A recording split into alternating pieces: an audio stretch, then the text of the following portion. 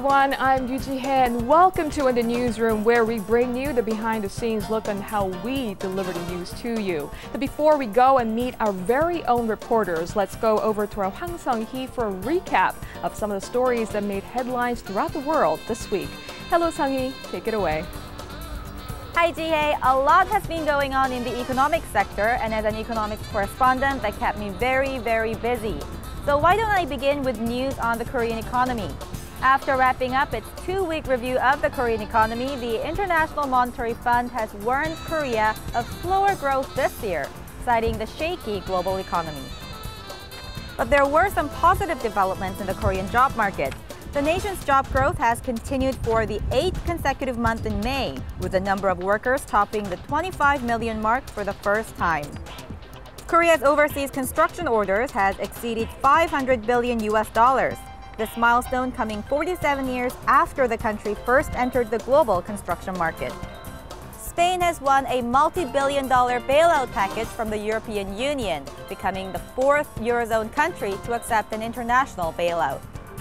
Washington has exempted Seoul from Iranian oil sanctions. This means Korea can continue importing oil from Iran as long as it promises to significantly reduce oil imports from the Middle Eastern country. Peruvian rescue authorities have located all 14 bodies on board the missing helicopter in Peru, including that of 8 Koreans. The bodies of the Korean victims have been identified by their dental records. Well, that's it for this week's headlines. I'll be bringing you more stories next week. But for this week, I'll be joining you in the After Talk, so I'll see you in just a bit. Hello guys, guess what I brought? A box of chocolate. Okay. What is it for? Thank you. Yourselves, because I was very much intrigued by what one of our viewers posted in our message board. It's, a box of chocolate, referring to the very famous line from the movie Forrest Gump, and the life is like a box of chocolate, you don't know what you're going to get. Well, that person apparently, referred our program to a box of chocolate, and, he's looking forward to what we have prepared for us. Sweet. So, help yourselves. Right, so let's kick things off with you, Yeon-ji. It's been a while since we had you on our segment. Welcome. No, I'm very excited to be here. Yeah, so this week, what are you going to talk about? Well, I'm going to tell you about this Korea's first ever lawmaker of a foreign background. And you know who that is, Lee Jasmine, a Filipino-born lawmaker.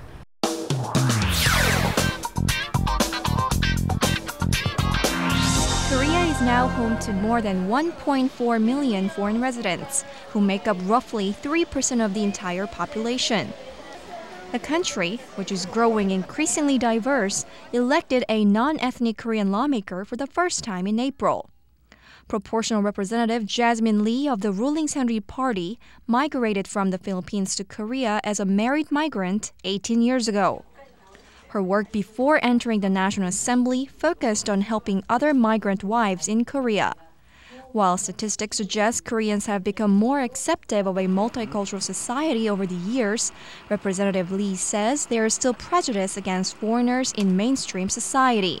Our pressing problem as of the moment is actually the growing bias and the negative perception of the foreign people who's here actually in Korea right now. So, like for example, migrant workers taking away job opportunities or problems with the multicultural family kids. She says she plans to push for an awareness program in the National Assembly to change people's negative perception of foreigners and multicultural families. If the people have a very positive perception of having the foreign community here in Korea, welfare, education, they will all just follow through. There are 1.4 million foreign residents living in Korea now, and that's about roughly 3% of the entire population. Oh, wow. And she's been here for 18 years, and she's helped other foreign wives getting adjusted to the Korean society, and she's seen a lot of problems in Korean society. Their perception toward foreigners is not always a positive one. So she says she's going to push for some really ambitious plans to foster a positive image of having a foreign community in Korea. Did she tell you any policies that she's planning to implement or push for?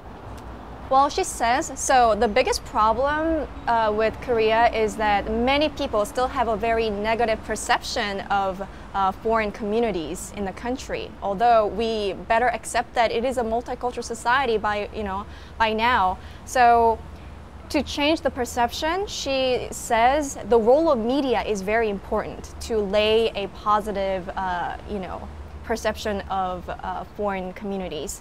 So she says her first bill that she's going to try to pass in the National Assembly will deal with the role of media in changing people's perception, but she didn't say the details. But that's what she wants to pursue. And she also said she wants to change the way that children are being educated about multiculturalism. I mean, in Korea, students just sit in classrooms and they listen to teachers. Okay, so this is what multiculturalism is, and just think about how beautiful a multicultural society can be. That's not enough, she says, because it's about the culture. It's about like interacting with people, mingling with people. So she says we gotta take it outside of the classroom, and we are gonna have more interaction and mingling among ourselves. So I think it's about time that we have that sort of a bill rather than just talks. That this deal can somehow contribute to minimizing such social problems as to the conflict between Koreans and non-Koreans. So hopefully her efforts would turn out for the best in the near future. Great. So, Hyun-bin. Yes. Hello. Hey, hello. I think we should start by congratulating him for becoming an official reporter for Arirang News. Oh, thank you very much. Right. Yeah.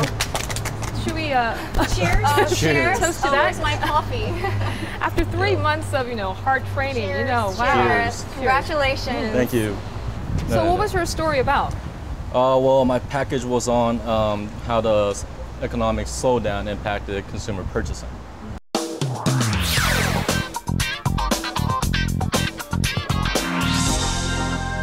People shopping for groceries these days are starting to think twice before filling their carts with food.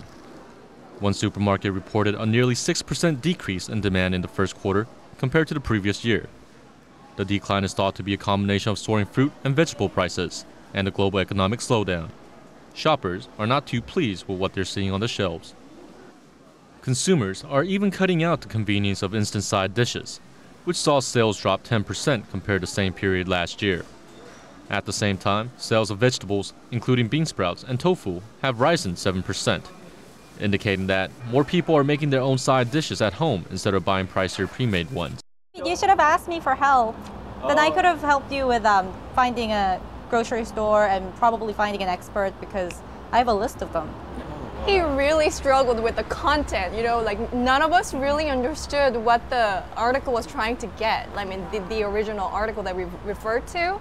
And then he had the job of trying to explain this very concrete, economic concept. And then in the process of editing, those parts were all gone. Oh. And then because we started out not really understanding the concept, it was all, hodgepodge and, But I remember watching your report and I thought you did a good job. So yeah, I wanted to congratulate you. Oh, thank you. Wow. It was my best shot for my first time, so I think I'm not really 100% satisfied, but I see where I could work on, and there's room for improvement, I think.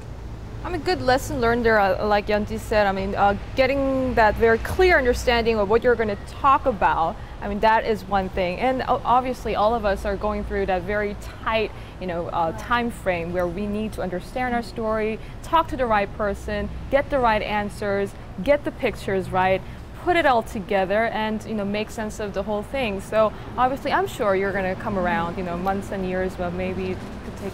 Yeah, it takes time, but once you get the beat of it, it's going to be easy. Hopefully. Well, it's surprising that someone who has been here in Seoul throughout this week. You were here in Seoul. Yeah, right? I didn't see you very much this week. Because I was in Yeosu. Right. Right, I was in Yeosu last week, the week before I was in Yeosu, the week before that I think I was in Busan, and probably the week before that I was in Yeosu. What did you do in Yeosu this time? Well, this time I went this past weekend. There was a K-pop concert, which was actually jointly organized by Arirang TV and the Korea Tourism Organization.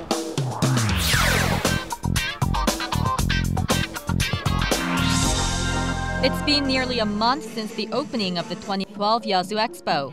More than 1 million people from around the globe have visited the expo site, and with nearly 80 different pavilions, the international exposition hasn't disappointed its visitors.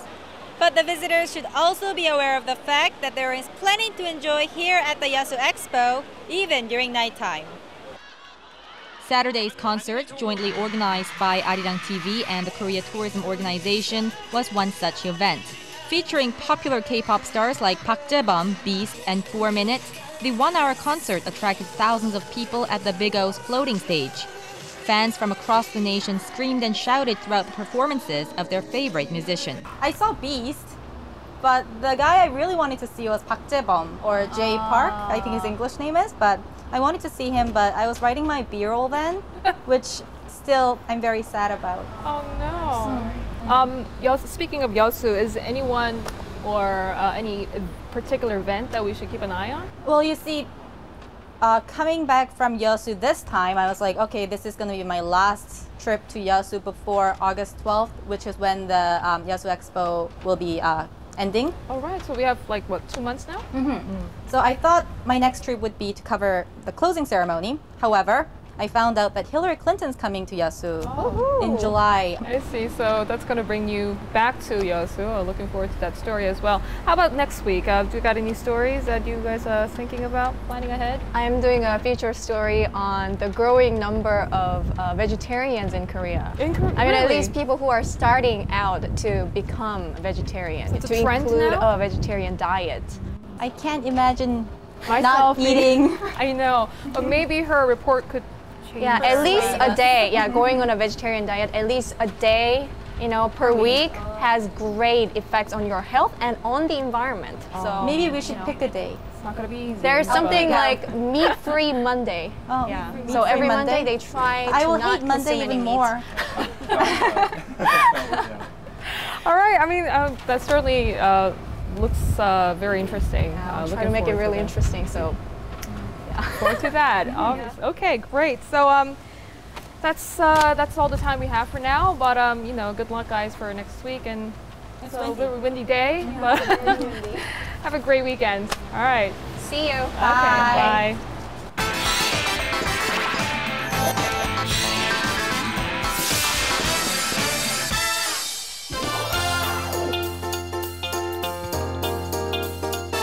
Hello, I'm Song Ji-seon and I'm out to report on baseball and its economy and its impact on Korea's culture and industry.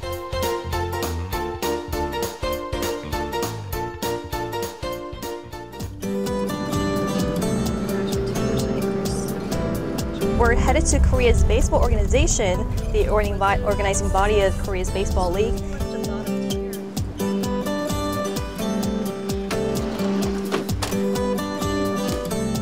I'll be interviewing one of the peer officers here for the reason why Korea's baseball is so popular, especially in this season. 네, 지금 최소 경기 300만 돌파도 했는데 여러 가지 이유가 있겠습니다. We attribute the jump to the return of star players such as Park Chan-ho, Lee Seung-yeop, and Kim Byung-hyun, and the close games between teams. Well, now we're done with the interview part or section here, and we're going to the stadium to shoot the game of LG and SK at Chamju Stadium.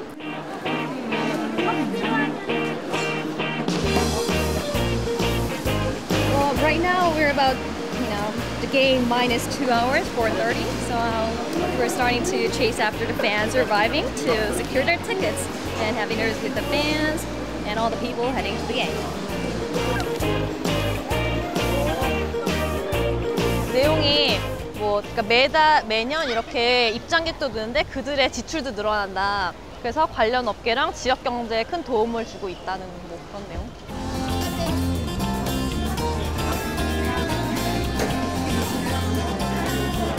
You can actually buy your jersey and customize it with a favorite player by stamping one of the player's name on the back. So actually people can, make their own shirt, selecting their player and the shirt at the same time.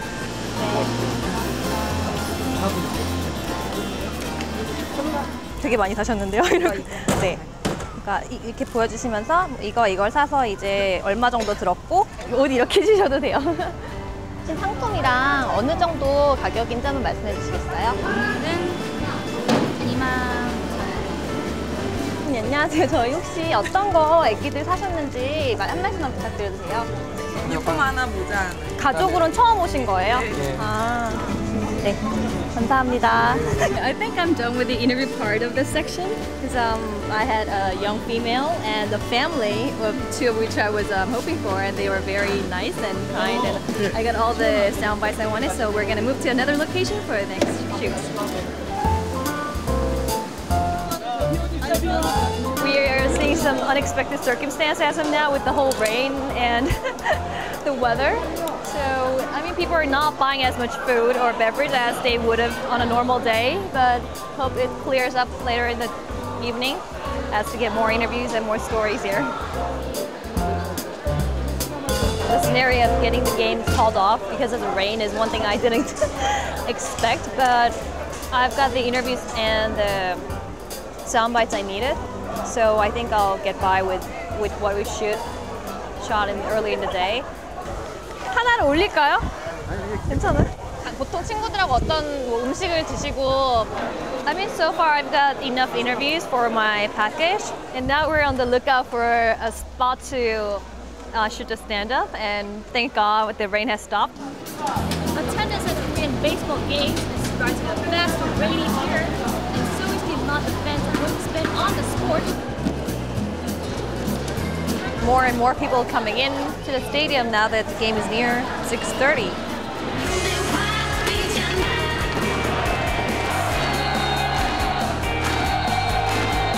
Actually, this is my first time at a baseball stadium at a real game, and we have like two more interviews with the spectators here, and I think actually watching the game itself is really interesting.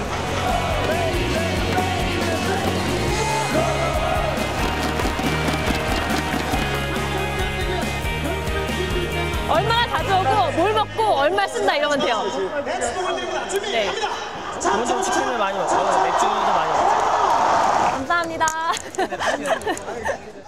Although the interviews were a little hard to get and some other were not that easy, that hard, it went pretty well, and we got a lot of views from a different range of age and from backgrounds and sex as well. So with all the fan backgrounds and the sound bites I got, I think we are going to have a very well-rounded package overall.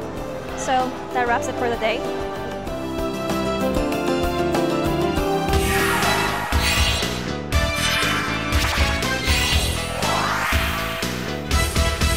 Right, it has been another eventful week here in the newsroom, and one of the stories that struck me the most was the tragic helicopter crash in Peru, which killed 14 people, and 8 of whom were Koreans.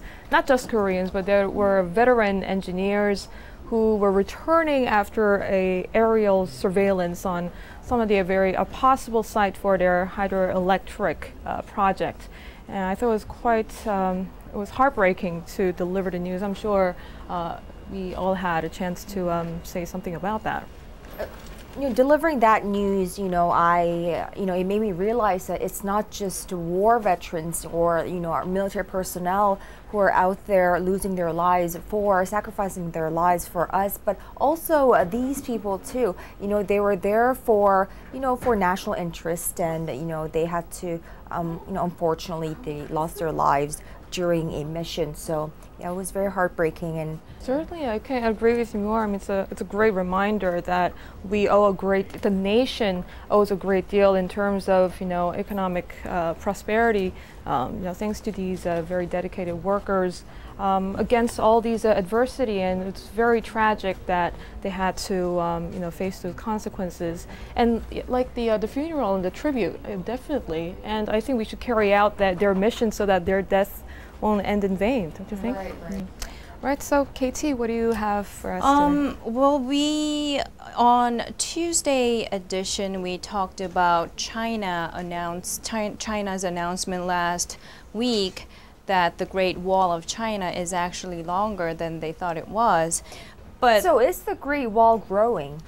Well, that seems to be the question that most Korean scholars are asking. But really? Are they? Yeah, no.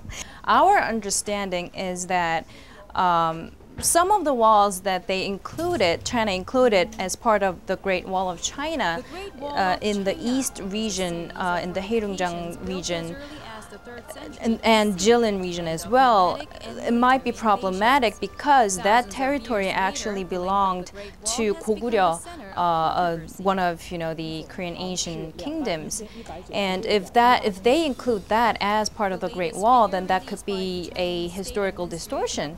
China has been making such claims on many different fronts, including the Korean people there in China and of Korean descent, and as well as Arirang. So, and they do it so mischievously so that it never becomes an official question or problem. If that's the way they want to settle it, well, we can't do anything about it. But I think, we really need to make the efforts to defend our history. Then even Arirang, the folk theme, of Korea, if they claim that it's theirs and we don't do anything about it, then later, like down the road, our younger or future generation will think that, oh, maybe Arirang belongs to China or it came from China. Okay. Well, so girls, did you know that if you lack sleep, you will crave for sweets? That so if I explains don't it. sleep, I think where my craving for sweets are coming from. Yeah, but according to this study, I think our Connie reported it. It was a nice report, and studies show that if you get the less sleep you get, the more of sweet foods you'll crave. And I was watching that, and I was thinking, I must be sleep deprived all the time, and. So how does this work? Our brain is craving for sweets, or we get aroused when Yeah, your brain, a part of your brain, if it lacks sleep, then it's more easily aroused by unhealthy food. So it's not just sweets, just junk food in general. And so they had a study of having fruits and vegetables on one side and just junk food on the other, and people who got less than 4 hours of sleep. Were given the two choices, and everyone just ran to chocolates and chips. And for those who had 7 to 8 hours of sleep, they went and made their logical choice of fruits and vegetables. But even 7 to 8 hours. Do you get 7 to 8 hours of sleep? No, of course not. Do you? No, I usually get about 5 hours of sleep on average, I think. Yeah, so so it says that if you want to maintain a healthy weight, then you really need that 8 hours of sleep. Maybe we could use this weekend to get plenty of sleep and cut down on our chocolates. Yeah, so good, just a right amount of sleep is not only good for your just well-being, but maintaining good weight and even just staying sane. Staying sane.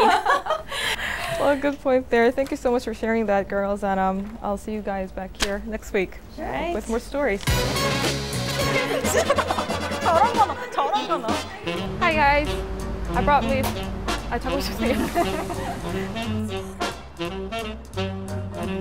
Package was on. 나도 초콜릿 먹으려고 했는데 현빈이 안 돌려서 안 돼. 이렇게 돌려, 내가 그래야 먹지.